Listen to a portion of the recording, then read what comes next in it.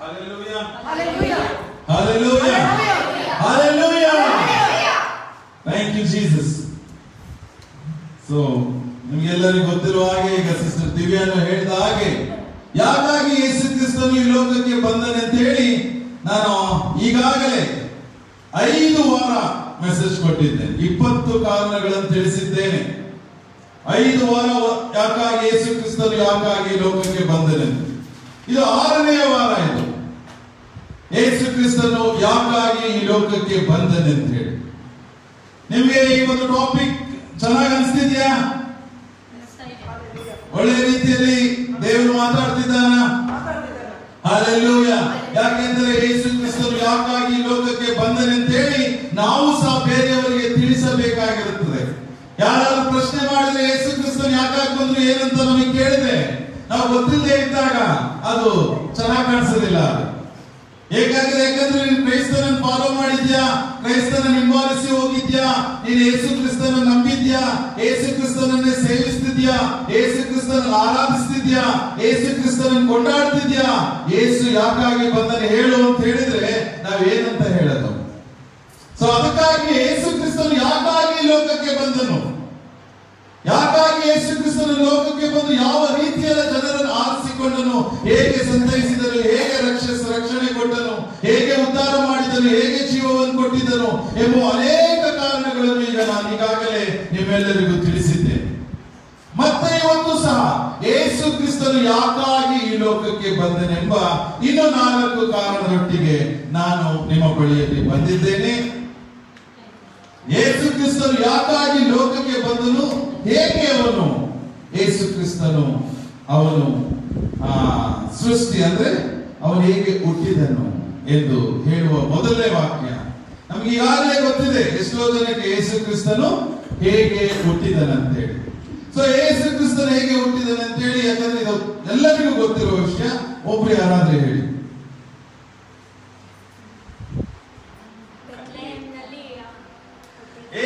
ಹೇಗೆ ಹುಟ್ಟಿದನು? ಪವಿತ್ರವಾಗಿ ಹುಟ್ಟಿದನು. ಕನ್ಯೆಯ ಮುಖಾಂತರವಾಗಿ ಪವಿತ್ರಾತ್ಮನಿಂದ ಗರ್ಭ ಧರಿಸಿ ಆಕೆ ಮಗನನ್ನು ಹೆತ್ತಳು. ಹಲ್ಲೆಲೂಯಾ. ಪವಿತ್ರಾತ್ಮನಿಂದ ಗರ್ಭ ಧರಿಸಿ. ಸೊ ಯೇಸು ಕ್ರಿಸ್ತನು ಈ ಲೋಕದ ಫಸ್ಟ್ ಏನಂತ ಹೇಳಿದ್ರೆ to restore human nature to holiness. ಮೊದಲನೇದಾಗಿ ಮಾನವ ಸ್ವಭಾವವನ್ನು ಪವಿತ್ರತೆಗೆ ಮರುಸ್ಥಾಪಿಸಲು. ಏನು? ಮಾನವ ಸ್ವಭಾವವನ್ನು ಪವಿತ್ರತೆಗೆ ಮರುಸ್ಥಾಪಿಸಲು ಬಂದನು. ಯೇಸು ಕ್ರಿಸ್ತನು ಈ ಲೋಕದಲ್ಲಿ ಹುಟ್ಟಿದನು. ಯೇಸು ಕ್ರಿಸ್ತನು ಪವಿತ್ರಾತ್ಮದ ಮುಖಾಂತರ ಮರಿಯಳಲ್ಲಿ ಆತನು ಹುಟ್ಟಿದವನಾಗಿದ್ದಾನೆ. ಸೊ ನಾವು ವಾಕ್ಯದಲ್ಲಿ ತುಂಬಾ ಬಾರಿ ಕೇಳಿದ್ದೇವೆ ಹೇಗೆ ಏನು ಎಂಬುವಂಥದ್ದು. ಯಾಕಂದ್ರೆ ಮತ್ತೆ ಎಷ್ಟೋ ಜನಕ್ಕೆ ಗೊತ್ತಾಗಬೇಕಾಗುತ್ತೆ ಯೇಸು ಕ್ರಿಸ್ತನು ಹೇಗೆ ಹುಟ್ಟಿದನು ಎಂಬುವಂಥದ್ದು. ನಾವು ವಾಕ್ಯದ ಮುಖಾಂತರ ನಾವು ನೋಡೋಣ.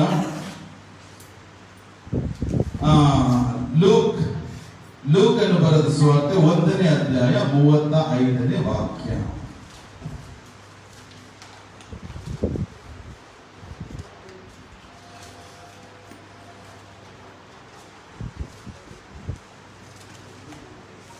ನಿನ್ನ ಮೇಲೆ ಪವಿತ್ರಾತ್ಮ ಬರುವುದು, ಪರಾತ್ಪರನ ಶಕ್ತಿಯ ನೆರಳು ನಿನ್ನ ಮೇಲೆ ಬೀಳುವುದು, ಆದ್ದರಿಂದ ಹುಟ್ಟುವ ಆ ಪವಿತ್ರ ಶಿಶು ದೇವರ ಮಗನೆನಿಸಿಕೊಳ್ಳುವುದು. ಹಲ್ಲೆಲೂಯಾ. ನಿನ್ನ ಮೇಲೆ ಪವಿತ್ರಾತ್ಮ ಬರುವುದು, ಪರಾತ್ಪರನ ಶಕ್ತಿಯ ನೆರಳು ನಿನ್ನ ಮೇಲೆ ಬೀಳುವುದು, ಆದ್ದರಿಂದ ಹುಟ್ಟುವ ಆ ಪವಿತ್ರ ಶಿಶು ದೇವರ ಮಗನೆನಿಸಿಕೊಳ್ಳುವುದು. ಈಗ ಆ ಒಂದು ಮರಿಯಳು ನಿಮಗೆಲ್ಲ ಗೊತ್ತಿರೋ ಪ್ರಕಾರ ಜೋಸಫನ ಆಗಲೇ ಎಂಗೇಜ್ಮೆಂಟ್ ಆಗಿರುತ್ತೆ. ಯಾರಿಗೆ?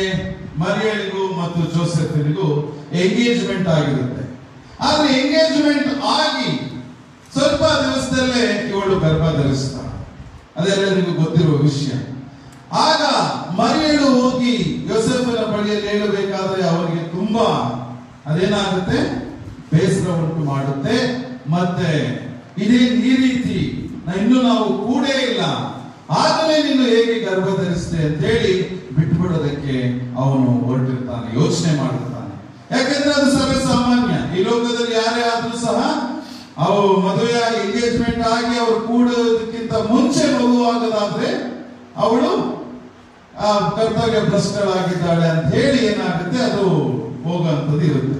ಸೊ ಅದೇ ರೀತಿಯಲ್ಲಿ ಜೋಸೆಫ್ ಸಹ ಬಿಡುವಂತ ಸಮಯ. ಆದ್ರೆ ಪರಿಶುದ್ಧಾತ್ಮನು, ದೇವರ ಆತ್ಮನು ಬಂದು ಜೋಸೆಫಿಗೆ ಇಲ್ಲ, ಇದು ಪವಿತ್ರಾತ್ಮನಿಂದ ಗರ್ಭಧರಿಸಿದ್ದಾಳೆ, ನೀನು ಅವಳನ್ನು ಬಿಡಬಾರದು, ನೀನು ಅವಳ ಜೊತೆಯಲ್ಲಿ ಇರಬೇಕು ಎಂದು ಹೇಳಿದಾಗ ಜೋಸೆಫ್ ಏನ್ ಮಾಡ್ತಾರೆ, ಅವರು ಹೌದಾ ಸ್ವಾಮಿ ಅಂತ ಕೇಳಿ ಮತ್ತೆ ಅವಳನ್ನು ಬರಮಾಡಿಕೊಂಡು ಮದುವೆಯಾಗಿ ಜೀವನವನ್ನು ಅಂದ್ರೆ ಸಾಗಿಸೋದಕ್ಕೆ ಹೋಗ್ತಾರೆ. ಯಾಕೆ ಅಂದ್ರೆ ಆ ರೀತಿಯಾದ ಅಲ್ಲಿ ಈಗ ನಾವು ಈ ರೀತಿ ಲೋಕದಲ್ಲಿ ಏನಾದ್ರೂ ಆದ್ರೆ ಪವಿತ್ರಾತ್ಮ ಬಂದು ಹೇಳಿದಾದ್ರೂ ನಮಗೆ ಗೊತ್ತಾಗೋದಿಲ್ಲ, ನಾವು ಅದನ್ನ ಕಂಡು ಹಿಡಿಯೋದಕ್ಕೆ ಆಗೋದಿಲ್ಲ ಅನ್ಸುತ್ತೆ. ನಾವೇನ್ ಮಾಡ್ತೀವಿ, ಬಿಟ್ಬಿಡೋಂತ ಸಂದರ್ಭ. ಆದ್ರೆ ಜೋಸೆಫ್ ಆ ರೀತಿ ಮಾಡಲಿಲ್ಲ, ಅವಳನ್ನು ಗಟ್ಟಿಯಾಗಿ ಹಿಡಿದುಕೊಂಡನು. ಸೊ ಅಲ್ಲಿ ನಾವು ನೋಡ್ಬೇಕಾದ್ರೆ ಇಲ್ಲಿ ಪರತ್ಪಾರನ ಶಕ್ತಿಯ ನೆರಳು, ನೀವು ಎಲ್ಲಿ ಇದು ಗಮನಿಸಬೇಕಾಗಿರೋ ವಿಷಯ, ನೆರಳು ಅವಳ ಮೇಲೆ ಬೀಳುವುದು. ಯಾವುದರಿಂದ ಇದು? ಆ ಪವಿತ್ರಾತ್ಮನ ನೆರಳು, ದೇವರಾತ್ಮನ ನೆರಳು, ಓವರ್ ಶ್ಯಾಡೋ ಅಂತೀವಲ್ಲ, ಶ್ಯಾಡೋ, ಆ ದೇವರಾತ್ಮನ ನೆರಳು ಅವಳ ಮೇಲೆ ಬಿದ್ದಿದ್ದರಿಂದ ನೀವು ಗಮನಿಸಿ ಅಲ್ಲಿ ಆ ಶಕ್ತಿಯ ನೆರಳು, ಯಾರು? ದೇವರಾತ್ಮನ ಪರಾತ್ಪರನ ಶಕ್ತಿಯ ನೆರಳು ನಿನ್ನ ಮೇಲೆ ಬೀಳುವುದು. ಯಾರ ಮೇಲೆ? ಆ ಮರಿಯಳ ಮೇಲೆ ಆ ನೆರಳು ಏನಾಗುತ್ತೆ, ಬೀಳುತ್ತೆ. ಆದುದರಿಂದ ಹುಟ್ಟುವ ಪವಿತ್ರ ಶಿಶು ದೇವರ ಮಗನೆನ್ನಿಸಿಕೊಳ್ಳುವುದು.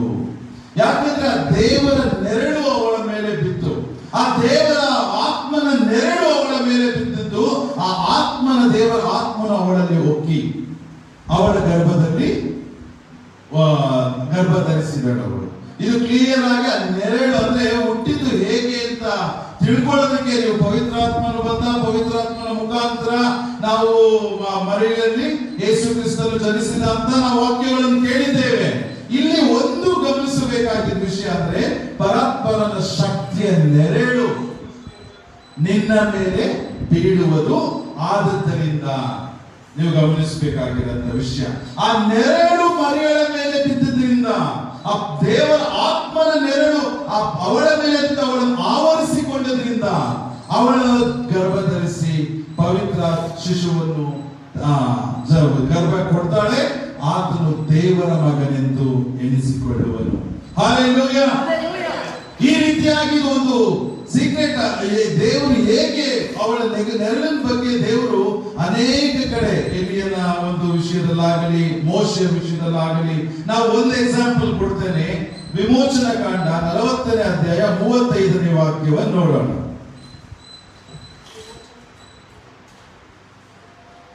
ವಿಮೋಚನಾ ಕಾಂಡ 40ನೇ ಅಧ್ಯಾಯ 35ನೇ ವಾಕ್ಯ.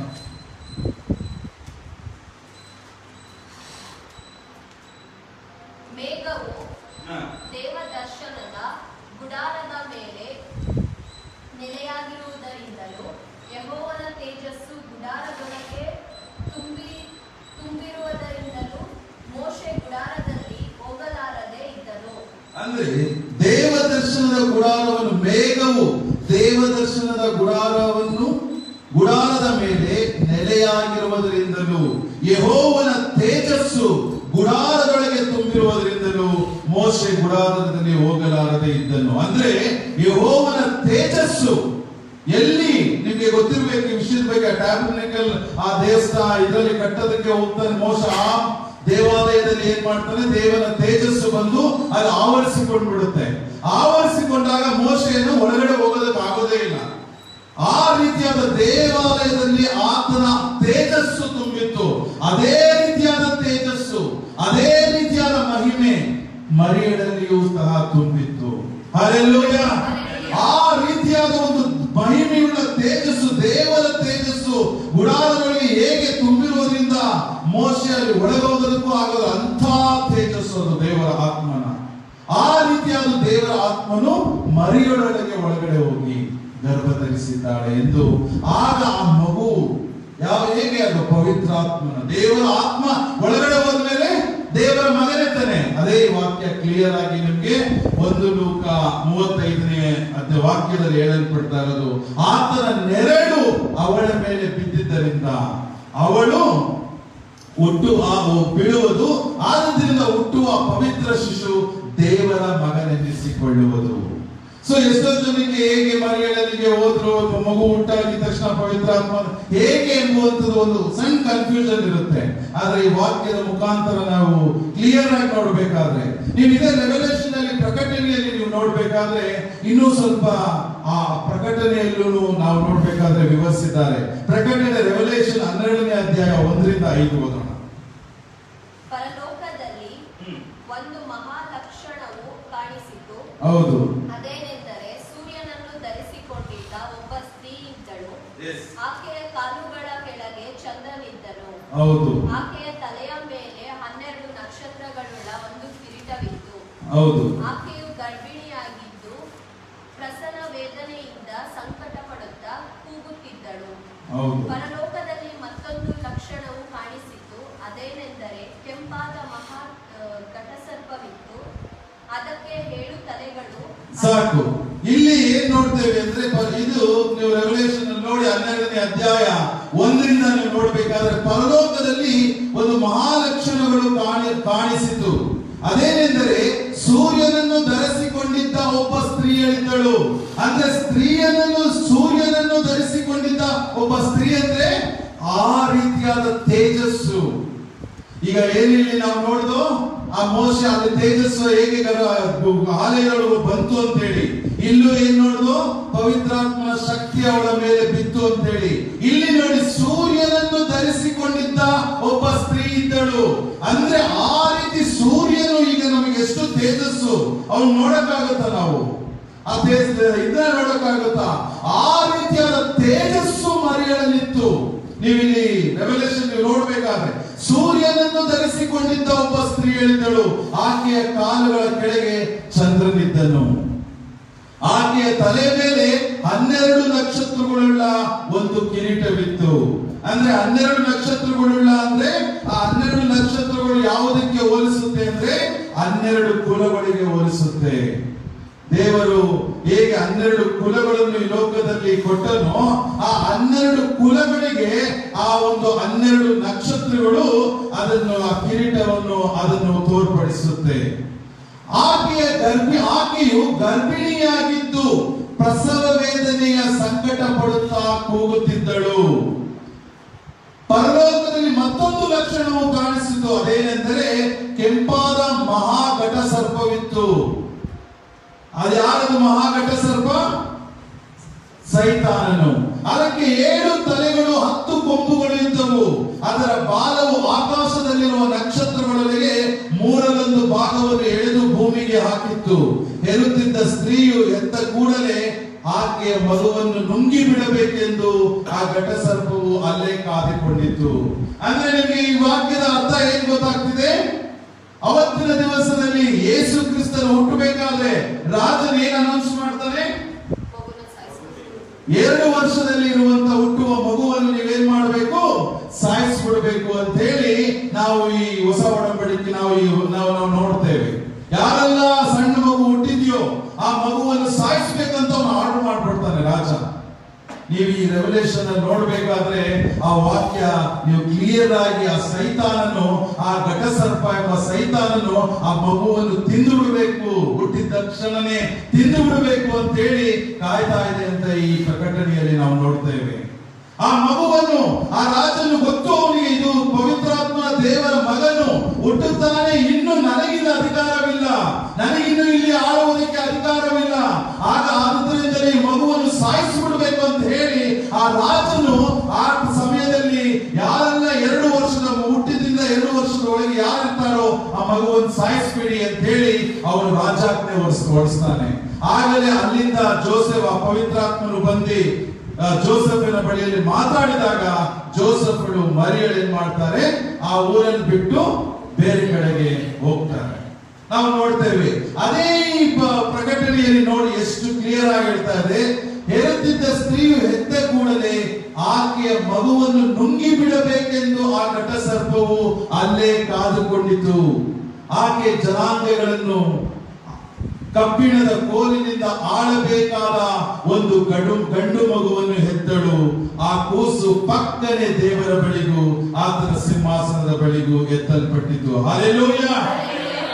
ನೀವು ಇಲ್ಲಿ ಅನೇಕ ವಾಕ್ಯದಲ್ಲಿ ನಾವು ನೋಡಿದ್ದೇವೆ, ದೇವರು ಹೇಗೆ ಯೇಸು ಕ್ರಿಸ್ತರು ಕಬ್ಬಿಣದ ಕೋಲನ್ನು ಹಿಡಿದುಕೊಂಡು ಆಳುವುದಕ್ಕೆ ಬರುತ್ತಾನೆ ಎಂಬುವಂತ ವಾಕ್ಯಗಳನ್ನು ನಾವು ನೋಡಿದ್ದೇವೆ. ಆತನು ಕಬ್ಬಿಣದ ಕೋಲುಗಳನ್ನು ಹಿಡಿದುಕೊಂಡು ಆಳಬೇಕಾದ ಒಬ್ಬ ಮಗುವನ್ನು ಆ ಮರಿಯಳು ಎತ್ತುತ್ತಾಳೆ. ಆಗ ಕೂಸು ಪಕ್ಕದ ದೇವರ ಬಳಿಗೆ, ಅಂದ್ರೆ ಅವನು ದೇವರ ಮಗನು, ಮೊದಲೇ ಅಲ್ಲಿದ್ದಂಥವನು ಯಾರು? ಯೇಸು ಕ್ರಿಸ್ತನು.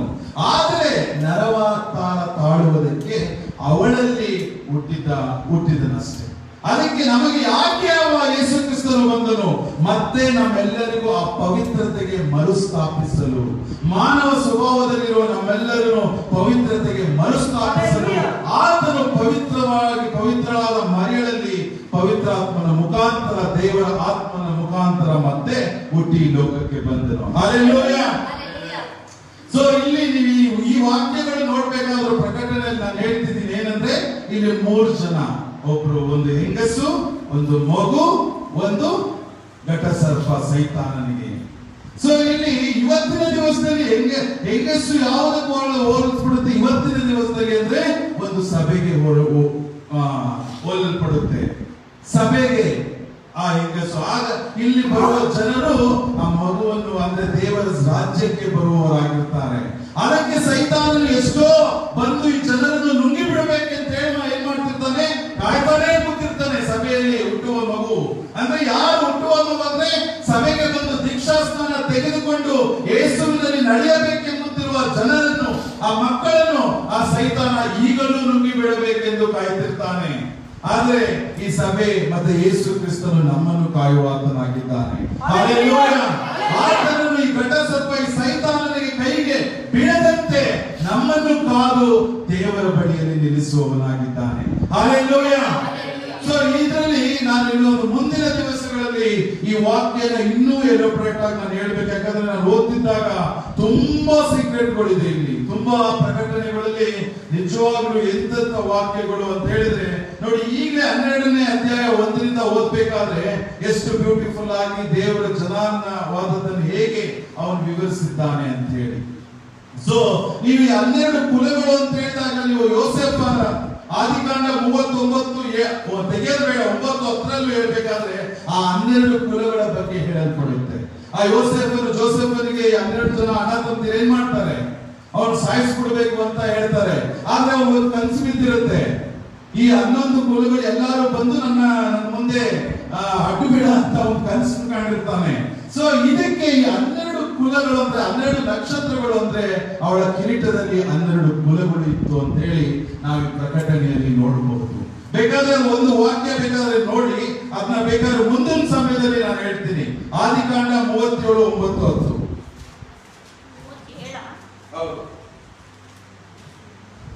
ಅವನು ಇನ್ನೊಂದು ಕನಸು ಕಂಡು ಅದನ್ನು ತನ್ನ ಅಣ್ಣಂದಿರಿಗೆ ತಿಳಿಸಿದನು. ಅವನು ಅವರಿಗೆ, ಇನ್ನೊಂದು ಕನಸು ಕಂಡಿದ್ದೇನೆ, ಅದರಲ್ಲಿ ಸೂರ್ಯ ಚಂದ್ರರು 11 ನಕ್ಷತ್ರಗಳು ನನಗೆ ಅಡ್ಡ ಬಿದ್ದವು ಎಂದು ಹೇಳಿದನು. ಹಲ್ಲೆಲೂಯಾ. ಹಲ್ಲೆಲೂಯಾ. ಈ ಪ್ರಕಟಣೆಯಲ್ಲಿ ಏನ್ ಹೇಳ್ತಾ ಇದೆ? ಸೂರ್ಯ ಏನಾಗಿತ್ತಂತೆ? ಅಲ್ಲಿ ಸೂರ್ಯನನ್ನು ಧರಿಸಿಕೊಂಡ ಒಬ್ಬ ಸ್ತ್ರೀ ಹೇಳಿದ್ದಳು. ಆಕೆಯ ಕಾಲುಗಳ ಕೆಳಗೆ ಚಂದ್ರನಿದ್ದನು. ಇನ್ನು ಮಿಕ್ಕಿದ್ದು 11 ಕುಲಗಳು ನೀವು ನೋಡಬಹುದು. ಅಲ್ಲಿ ಆ ಜೋಸೆಫ್ ಹೇಳ್ತಾ ಇದ್ದಾರೆ, ಅವನು ಸೇರಿದರೆ 12 ಕುಲಗಳು ಆಗಿರುತ್ತದೆ.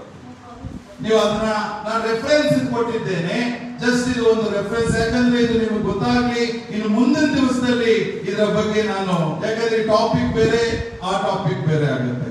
ಮುಂದಿನ ದಿವಸದಲ್ಲಿ ನಾನು ಇನ್ನೂ ಹೆಚ್ಚಾಗಿ ಅದರ ಬಗ್ಗೆ ಹೇಳ್ತೇನೆ. ಯಾಕಂದ್ರೆ ಇದು ತುಂಬಾ ವಾಕ್ಯ, ನಿಜವಾಗ್ಲೂ ನಾನೇ ಓದ್ತಾ ಎಷ್ಟೊಂದು ವಾಕ್ಯಗಳು ಸಿಗುತ್ತೆ ಅಂದ್ರೆ ನನಗೆ ಗೊತ್ತಾಗಲಿಲ್ಲ ಯಾವ ರೀತಿ ಎಷ್ಟು ವಾಕ್ಯಗಳು ಅಂತ ಹೇಳಿದ್ರೆ ನಿಜವಾಗ್ಲೂ ಎಷ್ಟು ಬ್ಯೂಟಿಫುಲ್ ಆಗಿದೆ ಅಂತ ಹೇಳಿದ್ರೆ ರಿಯಲಿ ಬೈಬಲ್ ಈ ತರ ಇದೆಯಾ ಅಂತ ಅನ್ಸ್ಬಿಡುತ್ತೆ ನಮ್ಗೆ. ಯಾಕಂದ್ರೆ ಓದಿರ್ತೀವಿ, ಆದ್ರೆ ಅದು ಪದೇ ಪದೇ ಓದ್ಬೇಕಾದ್ರೆ, ಅದನ್ನ ನೋಡ್ಬೇಕಾದ್ರೆ ಎಷ್ಟು ವಾಕ್ಯಗಳು, ಅರ್ಥಗರ್ಭಿತವಾದ ವಾಕ್ಯಗಳು, ಸುಮ್ಮನೆ ಏನೋ ಒಂದು ವಾಕ್ಯ ಅಲ್ಲ, ಒಂದೊಂದಕ್ಕೂ ಒಂದೊಂದು ಅರ್ಥ. ಅದು ಟ್ರೂತ್, ಅದಕ್ಕೆ ಅದಕ್ಕೆ ಇದು ಸತ್ಯವೇದ ವಾಕ್ಯಗಳಿಗೆ ಜೀವವುಳ್ಳ ವಾಕ್ಯ ಎಂದು ಹೇಳುವುದು. ಹಲ್ಲೆಲೂಯಾ.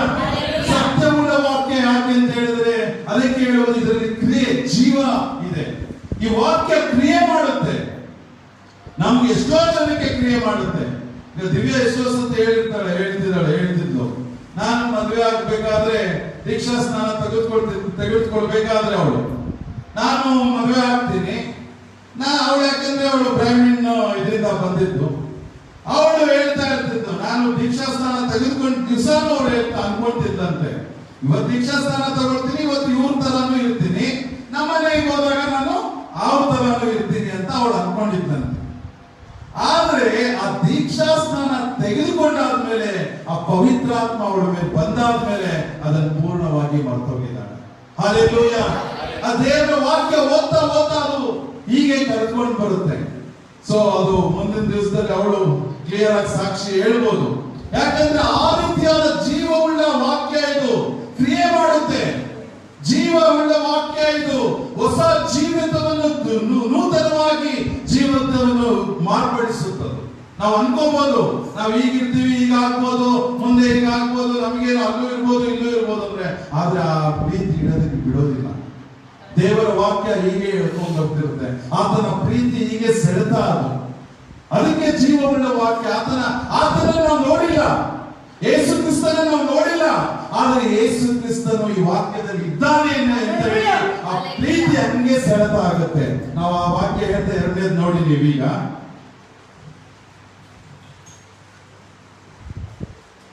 ಯೋಹಾನ 1:14 ನೋಡ್ರಿ. ಇದು ಎರಡನೆಯ ಕಾರಣ ಏನಂತ ಹೇಳಿದ್ರೆ ಟು ರಿವೀಲ್ ಗಾಡ್ಸ್ ಗ್ಲೋರಿ, ದೇವರ ಮಹಿಮೆಯನ್ನು ತೋರ್ಪಡಿಸಲು. To reveal God's glory. ಯೋಹಾನ 1:14 ವಾಕ್ಯ. ಆ ವಾಕ್ಯವೆಂಬವನು ನರಾವತಾರ ಎತ್ತಿ ನಮ್ಮ ಮಧ್ಯದಲ್ಲಿ ವಾಸ ಮಾಡಿದನು. ಹೌದು. ನಾನು ಆತನ ಮಹಿಮೆಯನ್ನು ನೋಡಿದೆವು. ಹೌದು. ಆ ಮಹಿಮೆಯು ತಂದೆಯ ಬಳಿಯಿಂದ ಬಂದ ಒಬ್ಬನೇ ಮಗನಿಗೆ ಇರತಕ್ಕ ಮಹಿಮೆ. ಆತನು ಕೃಪೆಯಿಂದಲೂ ಸತ್ಯದಿಂದಲೂ ತುಂಬಿದವನಾದನು. ಹಲ್ಲೆಲೂಯಾ. ಈಗ ವಾಕ್ಯ ಯೇಸು ಕ್ರಿಸ್ತನ ಯಾರು, ಈ ವಾಕ್ಯದ ಮುಖಾಂತರ ನೀವು ಕ್ಲಿಯರ್ ಆಗಿ ತಿಳ್ಕೊಬಹುದು. ಯೋಹಾನ 1:14 ಈ ವಾಕ್ಯವೆಂಬವನು ನರವಾತಾರ ಎತ್ತಿ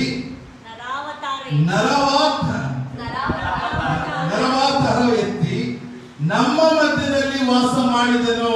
ಅಂದ್ರೆ ಈ ವಾಕ್ಯವೆಂಬವನು ದೇವರ ಬಳಿಯಲ್ಲಿ ವಾಕ್ಯವಿತ್ತು. ನೀವು 1ನೇದು ನೋಡಿ, ಅಲ್ಲಿ ಅದೇ ಅಧ್ಯಾಯದಲ್ಲಿ 1ನೇ ವಾಕ್ಯ ಓದಿ. ಆದಿಯಲ್ಲಿ ವಾಕ್ಯವಿತ್ತು, ಹೌದು. ಆ ವಾಕ್ಯವು ದೇವರ ಬಳಿಯಲ್ಲಿತ್ತು, ಆ ವಾಕ್ಯವು ದೇವರಾಗಿತ್ತು.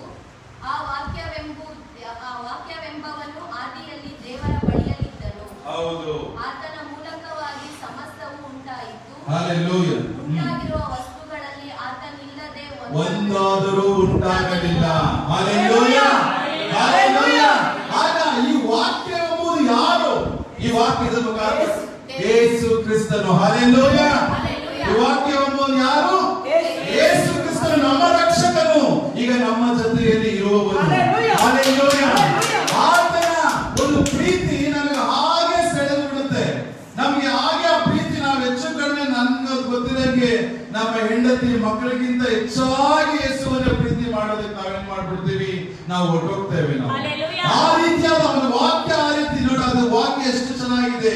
ಈ ವಾಕ್ಯವೆಂಬುವನು ನರವತಾರ ಎತ್ತಿ ನಮ್ಮ ಮಧ್ಯದಲ್ಲಿ ವಾಸ ಮಾಡಿದನು. ನಾವು ಆತನ ಮಹಿಮೆಯನ್ನು ನೋಡಿದೆವು. ಆ ಮಹಿಮೆಯು ತಂದೆಯ ಬಳಿಯಿಂದ ಬಂದ ಒಬ್ಬನೇ ಮಗನಿಗೆ ಇರತಕ್ಕ ಮಹಿಮೆ. ಆತನು ಕೃಪೆಯಿಂದಲೂ ಸತ್ಯದಿಂದಲೂ ತುಂಬಿದವನಾಗಿದ್ದನು. ಹಲ್ಲೆಲೂಯಾ. ಹಲ್ಲೆಲೂಯಾ. ಸೊ ದೇವರ ವಾಕ್ಯ ಏನೆಂಬುವಂಥದ್ದು ಇವತ್ತು ನಿಮಗೂ ನಮಗೂ ಎಲ್ಲರಿಗೂ ಏನು ಅಂತ ಈ ಬೈಬಲ್ ಇಟ್ಕೊಂಡು ನಾವು ಸುಮ್ಮನೆ ಇರುವಂತದಲ್ಲ. ನಾನು ಎಷ್ಟೋ ಸತಿ ನಾನು ಬೈಬಲ್ ಓದ್ಬೇಕಾದ್ರೆ ಮುಗಿಸಿದ ಮೇಲೆ ಆ ಬೈಬಲ್ ನ ಇಟ್ಕೊಂಡು ನಾನು ಕಿಸ್ಕೊಟ್ರೆ ನಾನು ಅದೆಷ್ಟು ಅಂತ ಹೇಳಿದ್ರೆ ಅಷ್ಟು ಬಿಗಿಯಾಗಿ ಹೆಚ್ಚು ಕಡಿಮೆ ಆಳೆ ಅರ್ಧೋಗ್ಬಿಡ್ಬೇಕು ಅನ್ಸುತ್ತೆ ಪೇಪರ್. ಹಾಗಂದ್ರೆ ದೇವರು ಆ ವಾಕ್ಯ ನನ್ನ ಯೇಸುವನ್ನು ನೆನೆಸಿಕೊಂಡು ನಾನು ಯೇಸುವನ್ನು ಹಾಗೆ ತಪ್ಪಿ ಇಟ್ಕೊಂಡು ನಾವು ಬಿಗಿಯಾಗಿ, ಯಾಕಂದ್ರೆ ಯೇಸುವಿನ ವಾಕ್ಯನೇ ಯೇಸು ಅಂದ್ಮೇಲೆ ನಾವು ಆತನನ್ನು ತಪ್ಪಿಕೊಳ್ಬೇಕು ತಾನೆ. ಎಷ್ಟು ಶಕ್ತಿ ಇದೆಯೋ ಅಷ್ಟು ಶಕ್ತಿ ಬಿಟ್ಟಲ್ಲ ನಾನು ತಪ್ಕೊಂಡಿದ್ದೀನಿ, ನಾನು ಮುತ್ತು ಕೊಟ್ಟಿದ್ದೀನಿ ಬೈಬಲ್. ಹೆಂಗೆ ಅಂದ್ರೆ ನಾನು ಹೇಳ್ತಿದ್ದೀನಲ್ಲ, ಪೇಪರ್ ಅರ್ಧೋಗಟ್ಟ ಟೈಮ್ ಆ ವಾಕ್ಯ ಆ ತರದಲ್ಲಿ ಅಂದ್ರೆ ನಾವು ಆತನನ್ನ ಆ ರೀತಿಯಲ್ಲಿ ಅನುಭವಿಸಬೇಕು. ಆ ವಾಕ್ಯವನ್ನು ನಾವು ಹಿಡಿದುಕೊಂಡಾಗ ಆ ವಾಕ್ಯವನ್ನು ಆ ರೀತಿ ಅನುಭವಿಸಬೇಕು, ಆ ರೀತಿಯಲ್ಲಿ ಆತನನ್ನು ಪ್ರೀತಿಸಬೇಕು. ಆ ಸತ್ಯವೇದ ನಾವು ಎಷ್ಟೋ ನಮಗೆ ಆಕ್ಚುಲಿ ನಮ್ಮ ಬೇರೆಯವರೆಲ್ಲ ತುಂಬಾ ಗಂಭೀರವಾಗಿ ಸತ್ಯವೇದವನ್ನು ಇಟ್ಕೊಳ್ತಾರೆ, ವಾಕ್ಯವನ್ನು ಇಟ್ಕೊಳ್ತಾರೆ. ನಮಗೆ ಆದ್ರೆ ವಾಕ್ಯ ಕೊಡಲ್ಪಟ್ಟಿದೆ, ನಾವು ತುಂಬಾ ನೆಗ್ಲಿಜೆನ್ಸ್ ಇಂದ ನಾವು ಈ ವಾಕ್ಯವನ್ನು ನೋಡಬಾರದು. ಈ ವಾಕ್ಯ ತುಂಬಾ ಗಂಭೀರವುಳ್ಳ ವಾಕ್ಯಗಳು. ಇದು ಕ್ರಿಯೆ ಮಾಡುವಂಥದ್ದು, ಇದು ನಮಗೆ ನೂತನ ಜೀವಿತವನ್ನು ಕೊಡುವಂಥದ್ದು, ನಮಗೆ ಉದ್ಧಾರ ಮಾಡುವಂಥದ್ದು, ನಮಗೆ ಪರಲೋಕದ ಜ್ಞಾನವನ್ನು ಕೊಡುವಂಥದ್ದು, ಪರಲೋಕದ ಬಲವನ್ನು ಕೊಡುವಂಥದ್ದು, ಹೊಸ ಮಾರ್ಗವನ್ನು ತೆರೆಯುವಂಥದ್ದು, ಹೊಸ ಯೋಚನೆಗಳನ್ನು ಕೊಡುವಂಥದ್ದು, ಭವಿಷ್ಯವನ್ನು ನಿರ್ಮಾಣ ಮಾಡುವಂಥದ್ದು, ನಮಗೆ ಆ ರೀತಿಯಾದ ಈ ಒಂದು ಪ್ರೆಸೆಂಟ್ ಟೆನ್ಸ್ ಅಲ್ಲಿ ನಮ್ಮನ್ನು ಕಾಯುವಂಥದ್ದಾಗಿದೆ ವಾಕ್ಯ. ನಮಗೆ ಸುಮ್ಮನೆ ಕೊಟ್ಟಿಲ್ಲ ಇದು. ಯೇಸು ಕ್ರಿಸ್ತನ ಸುಮ್ಮನೆ ವಾಕ್ಯ ನಾವು ಏನೋ ಯಾವುದೋ ಒಂದು ಕಾಟಾಚಾರ ಬೈಬಲ್ ತಗೊಂಡು ನಾವು ಬರುವಂತದ್ದಲ್ಲ ಇದು. ನಾವು ಬೈಬಲ್ ತಗೊಂಡು ಬರ್ತಾ ಇದೀವಿ ಅಂದ್ರೆ ಯೇಸು ಕ್ರಿಸ್ತನಲ್ಲಿ ಇಟ್ಕೊಂಡು ಬರ್ತಾ ಇದೀವಿ ಅಂತ. ಹಲ್ಲೆಲೂಯಾ. ಯೇಸು ಕ್ರಿಸ್ತ ನಮ್ಮ ಜೊತೆ ಈ ವಾಕ್ಯ ಹೊಂದಿದ್ದು ನಡೆಯುವಾಗ ಯಾರು ನಮಗೇನು ಮಾಡುವುದಕ್ಕಾಗಲ್ಲ. ಈ ವಾಕ್ಯವೇ ನಮಗೆ ಗುರಾಣಿ. ಆ ವಾಕ್ಯದಿಂದಲೇ ಈಗ ನಮಗೆ ಅಷ್ಟು ಸುರಕ್ಷಿತವಾಗಿ ಏಂಜಲ್ಸ್ ನಮ್ಮ ಸುತ್ತಲೂ ಕಾಯುತ್ತಿರುವುದು. ಹಲ್ಲೆಲೂಯಾ. ಆ ರೀತಿಯಾದ ವಾಕ್ಯವನ್ನು ನಾವು ಹಿಡಿದುಕೊಂಡಿರುವವರು ಧನ್ಯರಾಗಿದ್ದೇವೆ. ಹಲ್ಲೆಲೂಯಾ. ಎಷ್ಟೋ ಜನಕ್ಕೆ ಭಾಗ್ಯ ಇಲ್ಲ, ಅಂತವರಿಗೆ ಇದನ್ನು ತಿಳಿಸಿಕೊಡಬೇಕು. ಅದಕ್ಕಾಗಿ ಯೇಸು ಕ್ರಿಸ್ತನು ಬಂದಂತದ್ದು, ಅದಕ್ಕಾಗಿ ಈ ವಾಕ್ಯಗಳು ನಮಗೆ ಕೊಟ್ಟಿರುವಂತದ್ದು. ನಾವು ಸಹ ಅವರಿಗೆ ಈ ವಾಕ್ಯಗಳನ್ನು ಹಿಡಿದುಕೊಳ್ಳಿ ಅಂತ ಕೊಡಬೇಕು. ಹಲ್ಲೆಲೂಯಾ.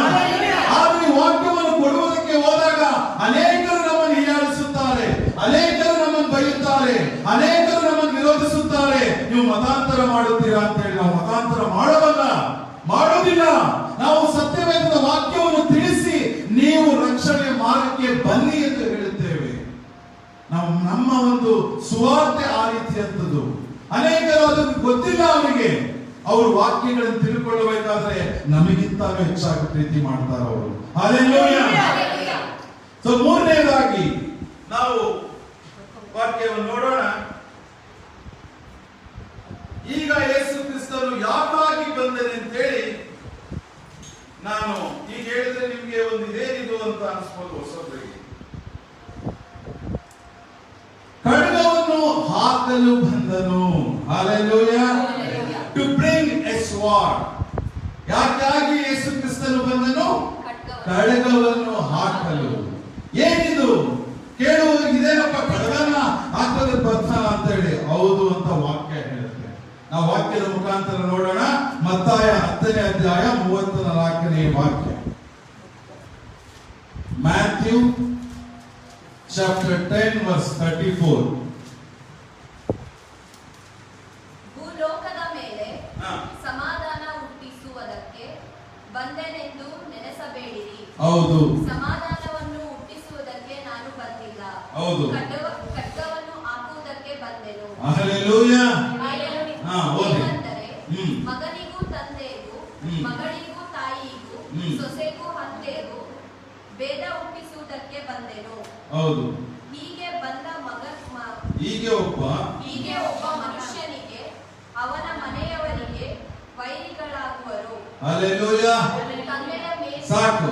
ಈಗ ವಾಕ್ಯ ಹೇಳಿದ ಹಾಗೆ ಯೇಸು ಕ್ರಿಸ್ತನ್ ಯಾಕಾಗಿ ಬಂದಂತದ್ದು? ಖಡ್ಗವನ್ನು ಹಾಕಲು ಬಂದಂತದ್ದು. ಭೂಲೋಕದ ಮೇಲೆ ಸಮಾಧಾನ ಹುಟ್ಟಿಸುವುದಕ್ಕೆ ಬಂದನೆಂದು ನೆನೆಸಬೇಡಿರಿ. ಸಮಾಧಾನವನ್ನು ಹುಟ್ಟಿಸುವುದಕ್ಕೆ ನಾನು ಬಂದಿಲ್ಲ, ಖಡ್ಗವನ್ನು ಹಾಕುವುದಕ್ಕೆ ಬಂದೆನು. ಆದ್ರೆ ಹಾಗಾದ್ರೆ ಈಗ ಖಡ್ಗವನ್ನು ಹಾಕುವುದಂದ್ರೆ ಹೇಗೆ ಅದು? ನಮಗಿಂತಲೂ ಈಗ ಬಂದಿರೋರು ಕೆಲವರಿಗೆ ಇನ್ನೂ ಹೆಚ್ಚಾಗಿ ಗೊತ್ತಾಗ್ಬೋದು. ಖಡ್ಗವನ್ನು ಹಾಕುವುದಕ್ಕೆ ಅಂದರೆ ಯೇಸು ಕ್ರಿಸ್ತನು ಈಗ ನಮ್ಮ ದಿವ್ಯ ಅವ್ರ ತಾಯಿ ಸಭೆಗೆ ಬರ್ತಾ ಇದ್ದಾರೆ, ಆದ್ರೆ ಅಲ್ಲಿ ಅವರ ಮನೆಯಲ್ಲಿ ಏನಾಗುತ್ತೆ? ಒಡಕು, ಅವರ ಮನೆಯಲ್ಲಿ ಬಿರುಕು, ಅವರ ಮನೆಯಲ್ಲಿ ಜಗಳ. ಯಾಕೆ? ಯೇಸು ಕ್ರಿಸ್ತನನ್ನು ನೋಡಿ ಇವಳು ಹೋಗ್ತಾಳೆ, ಯೇಸು ಕ್ರಿಸ್ತನನ್ನು ಇವಳು, ಅಲ್ಲಿ ಏನಾಗುತ್ತೆ? ಜಗಳ, ಡಿಫರೆನ್ಸ್. ತಾಯಿಗೂ ಅಲ್ಲಿ ಕೆಳಗಡೆ ವಾಕ್ಯ ಹೋದ್ರೆ ಹೇಗೆಂದರೆ, ಮಗನಿಗೂ ತಂದೆಗೂ, ಮಗಳಿಗೂ ತಾಯಿಗೂ, ಸೊಸೆಗೂ ಅತ್ತೆಗೂ ಭೇದ ಹುಟ್ಟಿಸುವುದಕ್ಕೆ ಬಂದೆನು. ಅಂದ್ರೆ ನಾವೇನ್ ಮಾಡ್ತೀವಿ? ಯೇಸು ಕ್ರಿಸ್ತನಲ್ಲಿ ದೀಕ್ಷಾಸ್ನಾನ ತೆಗೆದುಕೊಂಡು ಯೇಸು ಕ್ರಿಸ್ತನನ್ನು ಪ್ರೀತಿಸಿ ಆತನ ಕಡೆಗೆ ನಾವೇನ್ ಮಾಡ್ತೇವೆ? ಹತ್ರ ಆಗ್ತಾ ಇರ್ತೀವಿ. ಆತನ ಪ್ರೀತಿ ಸೆಳೆತಕ್ಕೆ ನಾವೇನಾಗ್ತಿರ್ತೀವಿ? ಒಳಗಾಗ್ತಿರ್ತೀವಿ. ಆದ್ರೆ ನಮ್ಮ ಮಧ್ಯದಲ್ಲಿ ಮನೆಯಲ್ಲಿರುವವರು ಅವ್ರು ಯೇಸು ಕ್ರಿಸ್ತನನ್ನು ನಂಬಿರೋದಿಲ್ಲ. ಅವರು ಯೇಸು ಕ್ರಿಸ್ತನನ್ನು ಹಿಂಬಾಲಿಸುತ್ತಿರೋದಿಲ್ಲ ಅವರು. ಆದ್ರೆ ಅವರಿಗೂ ಏನ್ ಹೇಳ್ತಾರೆ? ಇವಳೇ ಯೇಸು ಕ್ರಿಸ್ತನ ಹತ್ರ ಹೋಗ್ತಾಳೆ, ಇವಳೇ ಯೇಸು ಕ್ರಿಸ್ತನ ನಮ್ಗೆ ಹೋಗುವಂಥದ್ದು ಅಂತೇಳಿ ಅವರು ಜಗಳ ಮಾಡ್ತಾರೆ. ಅವರ ಅಲ್ಲೇನಾಗುತ್ತೆ?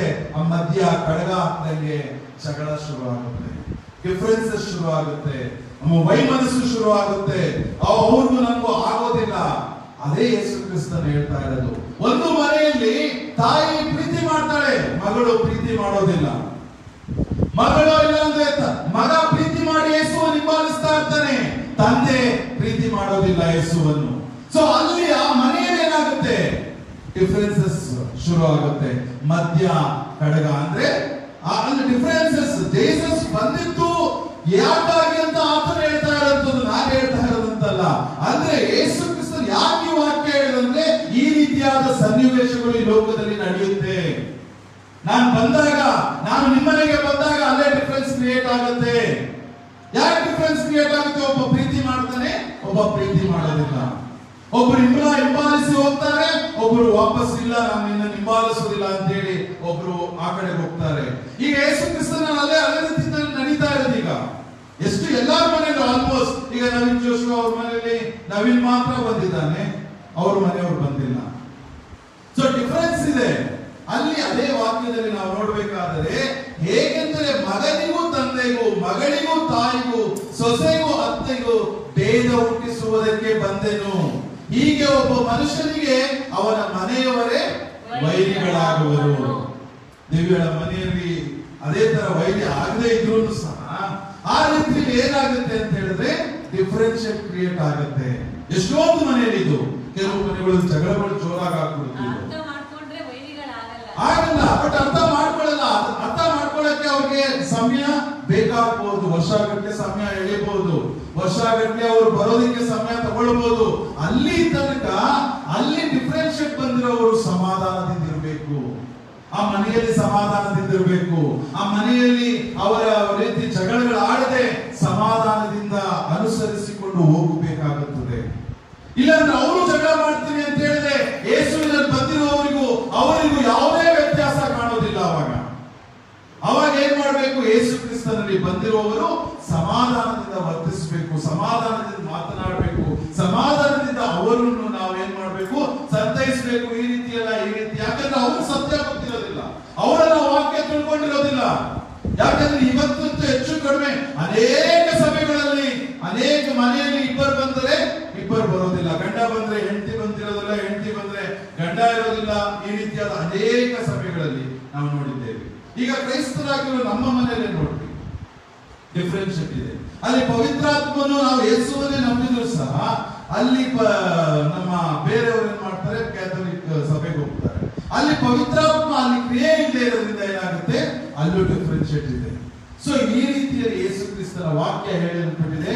ಈಗ ನಿಮಗೆ ಯಾರೇ ಡಿಫರೆನ್ಷಿಯೇಟ್ ಬಂದ್ರು ನೀವೇನ್ ಮಾಡಬೇಡಿ, ಹೆದರಬೇಡಿ. ಇದು ಯೇಸು ಕ್ರಿಸ್ತನು ಮೊದಲೇ ಹೇಳಿದ್ದಾನೆ, ನಾನು ಬಂದಿರುವಂತದ್ದು ನಿಮ್ಮ ಮಧ್ಯದಲ್ಲಿ ಕಡಗವನ್ನು ಹಾಕಲು. ನಿಮ್ಮ ಮನೆಯಲ್ಲಿ ಡಿಫರೆನ್ಷಿಯೇಟ್ ಕ್ರಿಯೇಟ್ ಆಗುತ್ತೆ. ಈಗ ನಾನು ಬರ್ತಾ ಇದ್ದಂಗೆ ನಿಮ್ಮ ಮನೆಯಲ್ಲಿ ಕ್ರಿಯೇಟ್ ಆಗ್ತಿದ್ದಂಗೆ ಯೇಸು ಕ್ರಿಸ್ತನಲ್ಲಿ ಈ ಕಾಲು ಇಡ್ತಾರ ಮನೆಯಲ್ಲಿ, ಅಲ್ಲಿ ಡಿಫರೆನ್ಷಿಯೇಟ್ ಆಗುತ್ತೆ ಅಂತ. ಇದು ಅರ್ಥ ಹೇಗೆ ಅನ್ಕೊಂತೀರ ನೀವು? ವಾಕ್ಯ ಆತನ ವಾಕ್ಯ ಆತನ ಹೇಳ್ತಾ ಇರೋದು. ಅಂದ್ರೆ ಕೆಲವರು ಪ್ರೀತಿ ಮಾಡಿ ಅಪ್ಕೊಳ್ತಾರೆ, ಕೆಲವರು ಪ್ರೀತಿ ಮಾಡೋದಿಲ್ಲ ಅಂತ ಹೇಳಿ ಆ ಒಂದೇ ಮನೆಯಲ್ಲಿ ಡಿಫರೆನ್ಷಿಯೇಟ್ ಕ್ರಿಯೇಟ್ ಆಗ್ಬಿಡುತ್ತೆ. ಸೊ ಆ ರೀತಿ ಇರ್ಬೇಕಾದ್ರೆ ನಾವೇನ್ ಮಾಡ್ಬೇಕು? ಸಮಾಧಾನದಿಂದಿದ್ದು ಆ ಬೇರೆಯವರನ್ನು ಯೇಸುವಿನ ಸನ್ನಿಧಾನಕ್ಕೆ ಕರೆತರಲು ನಾವು ಪ್ರಯತ್ನಿಸಬೇಕು. ಹಲ್ಲೆಲೂಯ. ಆಗ ಡಿಫರೆನ್ಶಿಯೇಟ್ ಮನೆಯಿಂದ ಹೋಗುತ್ತೆ, ಆ ಜಗಳ ಮನೆಯಿಂದ ಹೋಗುತ್ತೆ, ಆ ಒಂದು ವ್ಯತ್ಯಾಸಗಳು ಮನೆಯಿಂದ ಹೋಗುತ್ತೆ. ಯಾಕೆಂದ್ರೆ ಈ ವಾಕ್ಯಗಳು ಅವರಿಗೂ ತಲುಪಬೇಕು. ಆ ವಾಕ್ಯಗಳು ಅವರಿಗೂ ತಲುಪಿದ ಮೇಲೆ ಅವರು ಈ ಜೀವವುಳ್ಳ ವಾಕ್ಯವನ್ನು ಧರಿಸಿಕೊಂಡ ಮೇಲೆ ಅವರು ಜೀವವುಳ್ಳ ಯೇಸು ಕ್ರಿಸ್ತನನ್ನು ಆರಾಧಿಸ್ತಾರೆ. ಹಲ್ಲೆಲೂಯ. ಸೊ ಬರೀ 4ನೇದಾಗಿ ಹೋಗೋಣ.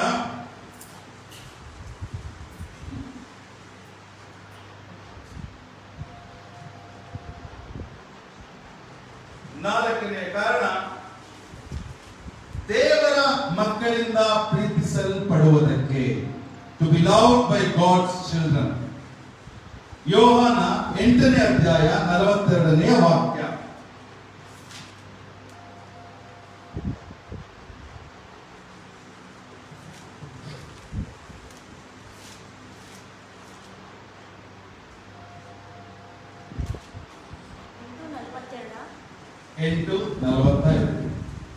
ದೇವರು ನಿಮ್ಮ ತಂದೆಯಾಗಿದ್ದರೆ ನನ್ನನ್ನು ಪ್ರೀತಿಸುತ್ತಿದ್ದೀರಿ. ಯಾಕೆಂದರೆ ನಾನು ದೇವರಿಂದಲೇ ಹೊರಟು ಲೋಕಕ್ಕೆ ಬಂದವನಾಗಿದ್ದೇನೆ.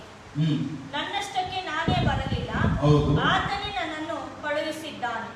ನೀವು ನನ್ನ ಮಾತನ್ನು ಗ್ರಹಿಸದೆ ಇರುವುದಕ್ಕೆ ಕಾರಣವೇನು? ನನ್ನ ಬೋಧನೆಗೆ ಕಿವಿಗೊಡಲಾರದೆ ಇರುವುದೇ ಕಾರಣ. ಕಿವಿಗೊಡದೆ ಇರುವುದೇ ಕಾರಣ.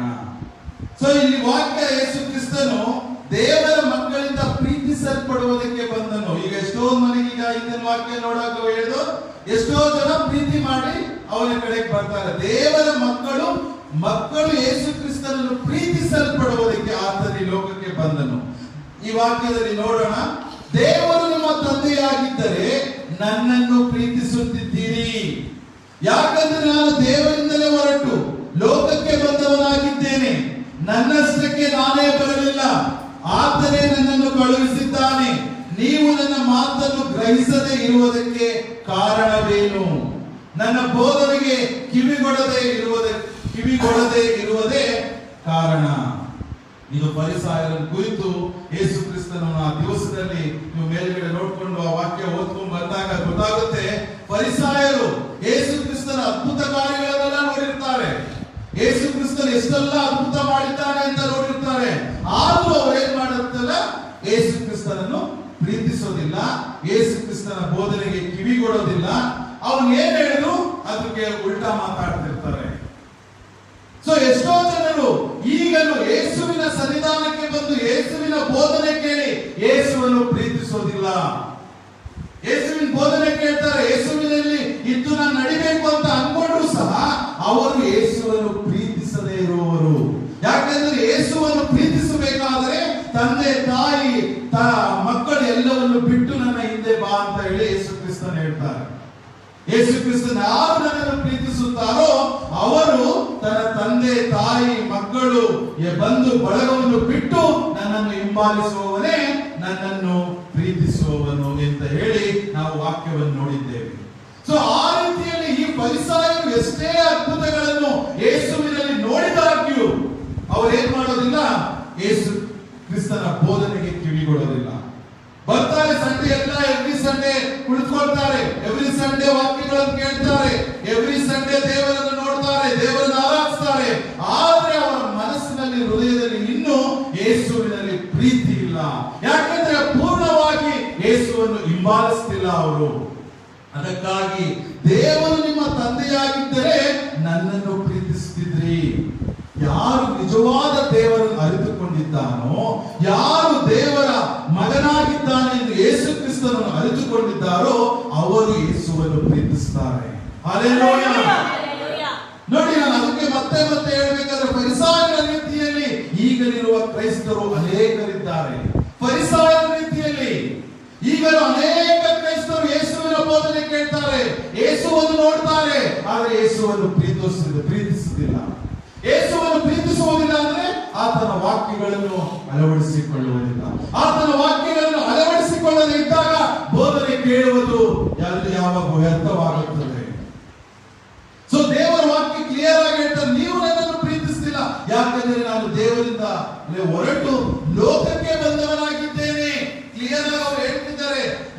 ನನ್ನಷ್ಟಕ್ಕೆ ನಾನೇ ಬರಲಿಲ್ಲ, ಆತನೇ ನನ್ನನ್ನು ಕಳುಹಿಸಿದ್ದಾನೆ. ನೀವು ನನ್ನ ಮಾತನ್ನು ಗ್ರಹಿಸದೆ ಇರುವುದಕ್ಕೆ ಕಾರಣವೇನು? ಯೇಸು ಕ್ರಿಸ್ತನ್ ಕೇಳ್ತಾ ಇರುವ ಫರಿಸಾಯರ ಕುರಿತು ಇವತ್ತಿನ ದಿವಸದಲ್ಲಿ ನಾವು ಅನೇಕ ಸಭೆಗಳಲ್ಲಿ, ಅನೇಕ ಕ್ರೈಸ್ತರ ಸಭೆಗಳಲ್ಲಿ ಆಗಲಿ, ಕ್ಯಾಥಲಿಕ್ ಎಷ್ಟೋ ಸಭೆಗಳೆಲ್ಲ ನನ್ನನ್ನು ಗ್ರಹಿಸದೇ ಇರುವುದಕ್ಕೆ ಕಾರಣವೇನು? ನನ್ನಲ್ಲಿ ಅದ್ಭುತ ನೋಡಿದ್ದೀರಲ್ಲ, ನೋಡಿಯೂ ಸಹ ಏನ್ ಮಾಡ್ತಾರೆ ಕೆಲವರು, 1 ವಾರ 2 ವಾರ 10 ವಾರ ಶೋಧನೆ ಬರ್ತಾ ಇದ್ದಂಗೆ ಏನ್ ಮಾಡ್ತಾರೆ, ವಾಪಸ್ ಹೊರಟೋಗ್ತಾರೆ. ದೇವರ ಅದಕ್ಕಾಗಿ ಕೂಗಿಲ್ಲ, ಆ ಶೋಧನೆಯನ್ನು ಜಯಿಸುವುದಕ್ಕೆ ಕೂಗಿರುವಂತದ್ದು. ಹಲ್ಲೆಲೂಯಾ. ಯಾಕಂದ್ರೆ ಯೇಸು ಕ್ರಿಸ್ತನ ವಾಕ್ಯ ಕ್ಲಿಯರ್ ಆಗಿ ಹೇಳಿದೆ. ರೋಮನ್ಸ್ 8:17-18 ಅನ್ಸುತ್ತೆ. ನೋಡಿ ಒಂದು ವಾಕ್ಯ,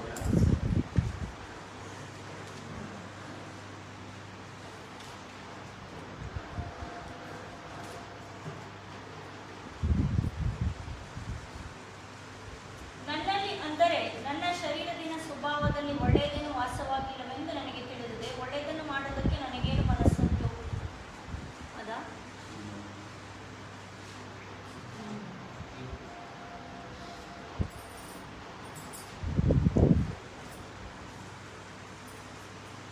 ಅಷ್ಟೇ ಒಂದ್ಸತಿ ಕೊಟ್ಟಿದ್ದೆ ನಾನು.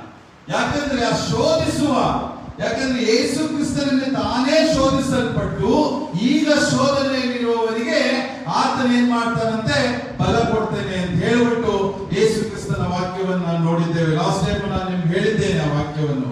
ಯೇಸು ಕ್ರಿಸ್ತನನ್ನು ತಾನೇ ಶೋಧಿಸಲ್ಪಟ್ಟು ಈಗ ಶೋಧಿಸಲ್ಪಡುವವರಿಗೆ ಬಲ ಸಿಗಬೇಕು ಅಂತ ಹೇಳಿ ಆತನೇ ಶೋಧನೆಗೆ ಒಳಗಾದ.